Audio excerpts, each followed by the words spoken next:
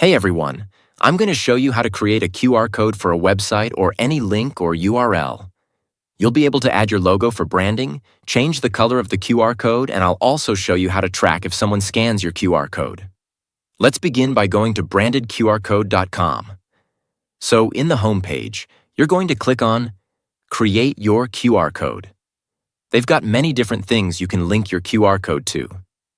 Social media accounts, any link or a custom landing page which can be used for contact cards, specific product offers, digital menus, a business card, and more.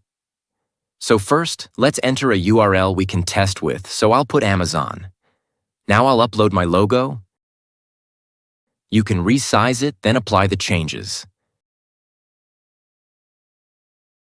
Now let's change the colors. I'll set the foreground as red. Let's try a circle corner shape and pattern style. We want a frame, so we'll select the bottom text frame.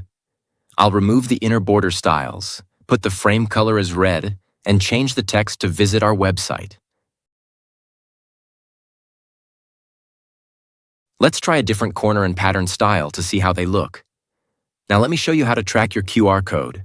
We can download the QR code and test how it works.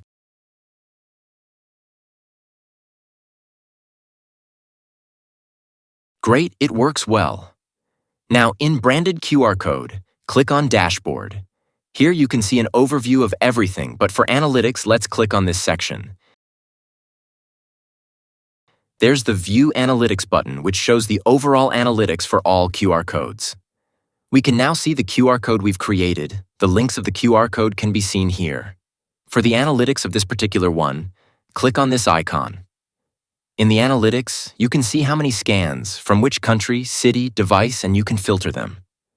If you know someone who would use branded QR codes, you can join the referral program and share your link or code with them and get paid if they use your code to make a purchase.